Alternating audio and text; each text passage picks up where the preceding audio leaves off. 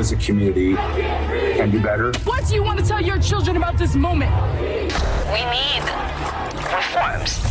From the All Indiana Podcast Network, we stand together. Everybody's here together, black, white, brown, everybody. A platform for progress in our community. We need to do a better job. I want to show that we can be peaceful. This is just as much our fight as it is yours. Discussing the problems of racial inequality and solutions to combat discrimination in a conversation for change. We'll be able to build on this. I never in a million years thought I would embrace a cop like that. From Wish TV, we stand together. There have been many events around the world and in Indianapolis after the death of George Floyd this past May. The incident has sparked many conversations.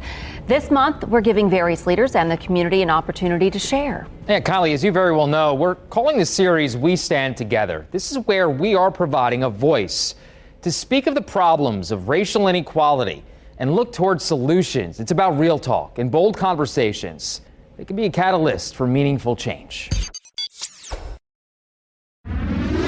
Last week, Wish TV's Kylie Conway had a chance to chat with Tanya McKenzie, the president and CEO for Indiana Black Expo.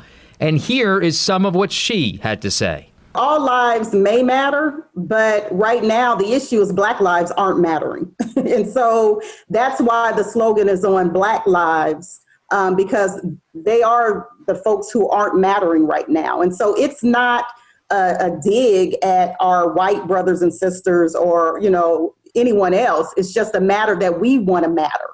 And so for those who say racism doesn't exist, they're not looking. Or they're ignoring it and they just don't know. It could really be ignorance and not having knowledge about it. But it definitely, white privilege is there. And it is something that we have to address and we have to first acknowledge it. We caught up with one local activist and she talks of her passion for change and hopes others will do more. Sitting there and having that moment where you really have to reflect and be like, what can I do better? Speaking with us from our Wish TV studio, Sara Rounsifer shares why she got involved in the Black Lives Matter movement. For her, it started well before the killing of George Floyd. Take me back to the last few years up until this point. How have your views changed? And how did you get so active in this movement? During the 2016 election, I was in law school, and that helped me to propel me to get more involved looking into different organizations that the law school worked with, as well as different organizations just across the nation that law students can join. And upon doing that, and like I said, acknowledging my privilege and kind of seeing where that came from, I was able to truly more understand how systemic this white privilege is and how it really is ingrained into our society. I was afraid to offend people. I wasn't sure exactly how to broach the topic in the best way possible. And I wasn't sure how to use my white privilege. I was scared. I mean, it's a scary thing to talk about race, and I think that's because as a society as a whole, we're taught to not talk about race, to not talk about religion, so we don't know how to have these difficult conversations.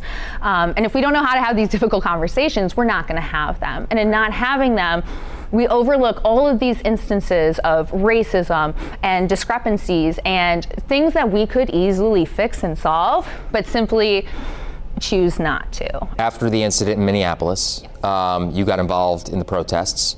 What was that like, and why did you decide to take part? So the protests were something that I had been following very closely.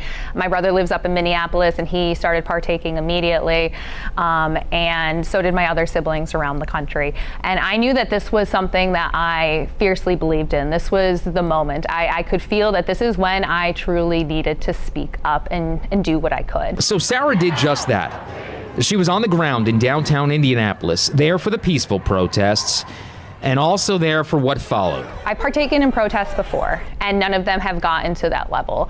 And ultimately what happened is, when we walked up there, there was a group of us white people, and the whole point of being involved in these protests is we're not expressing our anger. We are there for Black people. We are there for people of color. Hey, we gotta go. And it was terrifying. It was shocking. I didn't expect it whatsoever.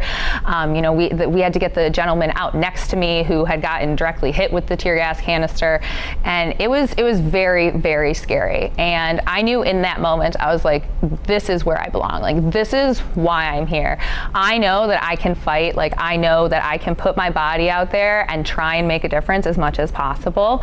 And that's really, really what motivated me even further to try and get other people involved.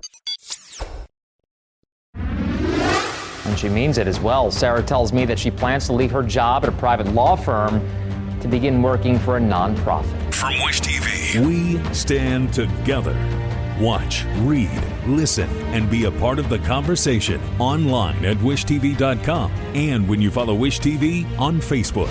Find more episodes of We Stand Together and other podcasts from Wish TV online anytime at allindianapodcastnetwork.com. allindianapodcastnetwork.com.